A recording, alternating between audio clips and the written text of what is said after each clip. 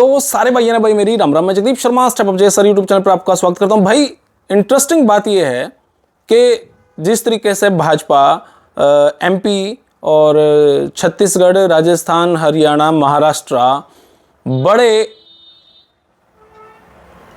बड़े समीकरण से जीत रही है, ठीक उसी प्रकार की तैयारियां दिल्ली में भी चल रही है।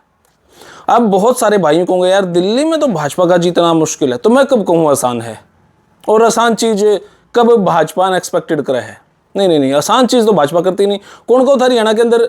हरियाणा को निवासियों को डाउट था भाजपा आओगी कि नहीं आओगी, आगी ना। खैर अब जो ईवीएम का जो रोना रोए हैं वो रोते रहो।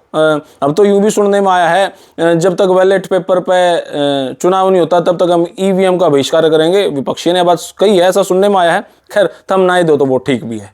बहरहाल आज विषय है दिल्ली का, और दिल्ली की 70 सीटों पे चुनाव कैसे हो, भाजपा इस मंथन पे लगी है। जैसे ही महाराष्ट्र का चुनाव खत्म हुआ, चुनाव खत्म होते ही नेक्स्ट डे रिजल्ट क्या होगा अभी तो सोचा भी नहीं था। नेक्स्ट डे भाजपा ने प्लान तैयार करा, अब इलेक्शन कहां का? दिल्ली। तो हे पार्थ, दिल्ली की तरफ रथ मोड़ लो। तो अमित शाह ने रथ को मोड़ लिया है दिल्ली की तरफ, और दिल्ली में कुछ बड़ी तैयारियां भाजपा की चल रही है। हालांकि मेरे बहुत सारे मित्र दिल्ली में रहे हैं, नेचर से वो भाजपा के हैं, और लेकिन हमेशा प्रशंसा वो आम आदमी पार्टी की करते हैं। मतलब प्रशंसा इन द सेंस ऑफ वो यूं को हैं कि यार यहाँ पे तो भाजपा आनी मुश्किल है, आम आदमी पार्टी दिल्ली में आम आदमी ही रहेगी, ऐसा उनका कहना था।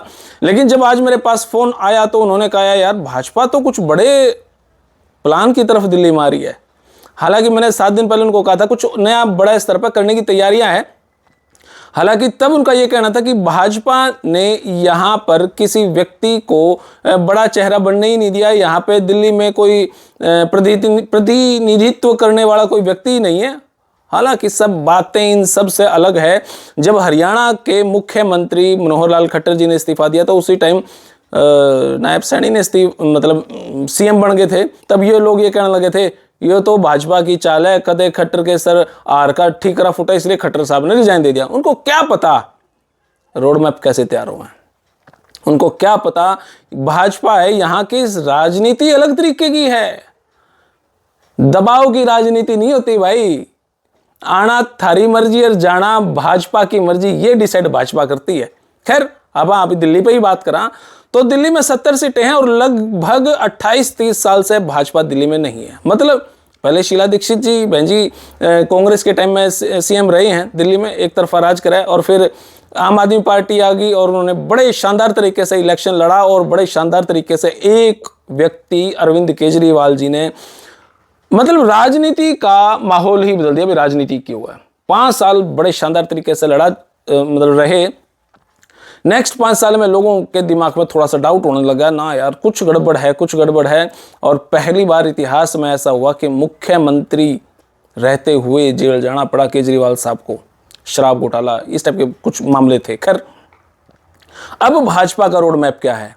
28 साल से भाजपा दिल्ली से बाहर थी, और अब जब आने की तैयारी है, महाराष्ट्र का चुनाव खत्म हुआ तभी अमित शाह ने रथ को दिल्ली की तरफ मोड़ लिया है। और बीजेपी का जो मैसेज, जो थोड़ी सी सूचनाएं जो बाहर सुनाई दे रही हैं वो ये कि भाजपा का इंटरनल सर्वे ये कहता है कि उनके पास 43 पॉइंट समथिंग वोट परसेंटेज आएगा।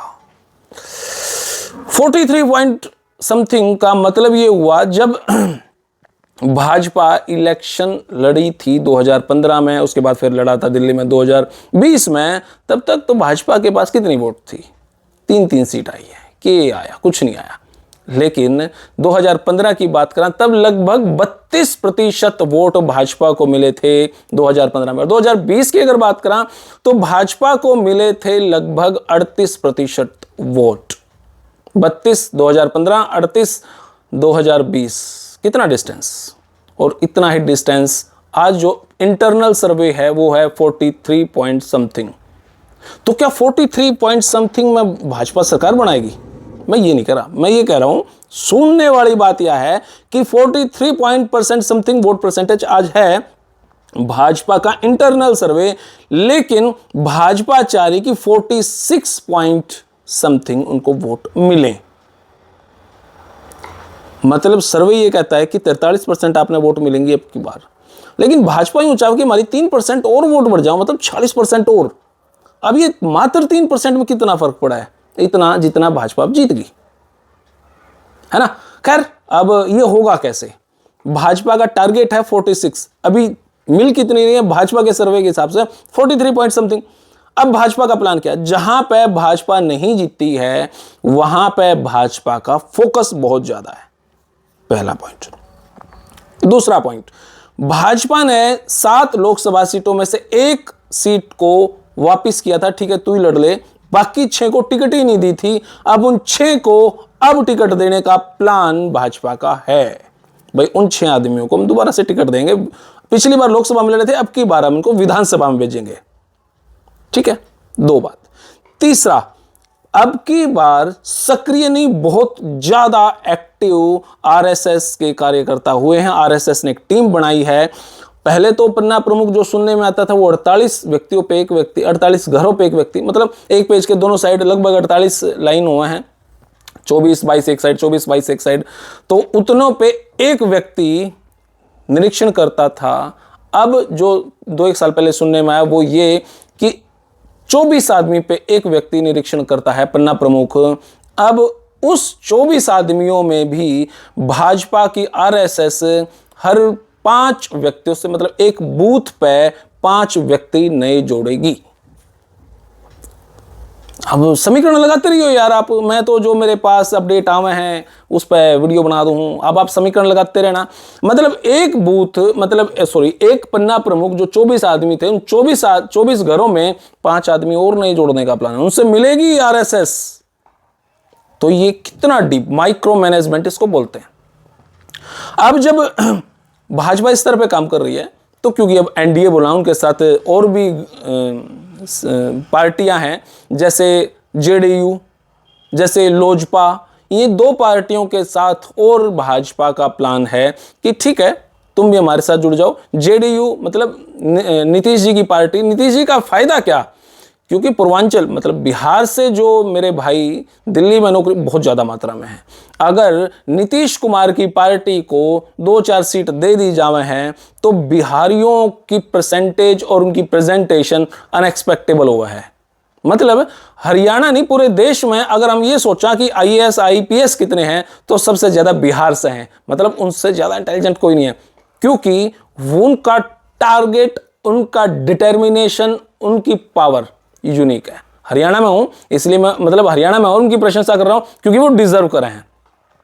मुखर्जी नगर, राजेंद्र नगर आप अगर जाके देखो बिहारी भाई कैसे पढ़ते हैं तो अपना अंदाजा लग जाएगा कितना वो डिटर्मिनेट हैं अपने पढ़ाई को लेके। खैर बहुत खूब। अब उसके बाद मतलब लोजपा जेडीयू को अगर 5-4 सीट देंगे तो उनका प्रभाव पूरी दिल्ली में होगा। पूरी दिल्ली में प्रभाव देखने के बाद माहौल बदलेगा। और रेवड़ियां बांटने की बात तो आजकल सारे ही कर रहे हैं, मैं ये नहीं कह सकता कि केजरीवाल साहब ही कर रहे हैं, भाजपा भी कर ही रही है। कांग्रेस कितना, कांग्रेस अरे है कि दिखेगा कितनी कांग्रेस, मैंने दिख दी नहीं। वो तो पता नहीं क्यों सरेंडर करे बैठे हैं। उन्होंने तो यूं लगाया था हम दिल्ली में नहीं, हम कहीं नहीं, कुछ भी नहीं दिखाई दे रहा, पता नहीं क्यों। मतलब उनका मन ही नहीं कर रहा है, ऐसा लगा कि वो इलेक्शन लड़ना ही नहीं चाह रहे हैं। अब इलेक्शन नहीं लड़ना चाह रहे तो भाई के हम क्या कर सका, नहीं लड़ना चाहते तो ना लड़ो ना यार। खैर लड़ेंगे रे, मैं तो मजाक करूं यार। मतलब ये कि उनके मन में लग ही नहीं रहा कि हम दिल्ली का इलेक्शन भी लड़ांगे। कहीं उनके कॉन्फिडेंस पावर ऐसा लगता ही नहीं कि भाई हाँ हम कुछ कॉन्फिडेंस दिखा रहे हैं। खैर यहाँ पे दिल्ली के अंदर केजरीवाल साहब या भाजपा है, और इतने बड़े प्लान के साथ जब भाजपा इलेक्शन लड़ेगी तो समीकरण बदलेगी। अभी तक तो मैं ये नहीं कह रहा हूँ कि भाजपा पार्टी बनाओगी, पर मैं ये भी नहीं कह रहा हूँ कि केजरीवाल वापस आएंगे। पिछली बार जब 2020 में वहाँ इलेक्शन था तो मैंने यही कहा था कि केजरीवाल आएगा।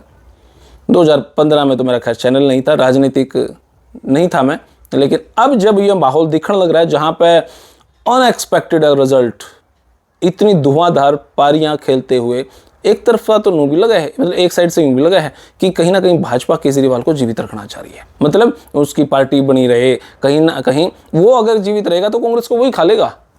मतलब भाषा नहीं, मतलब आप समझें कि केजरीवाल अगर दिल्ली में जीवित है, मतलब केजरीवाल अगर मुख्यमंत्री बने रहे, केजरीवाल की पार्टी अगर जीवित रहे तो वो जो कांग्रेस का कोर वोटर था ना, वो अब केजरीवाल का कोर वोटर है। समझ जाओ कौन कौन है।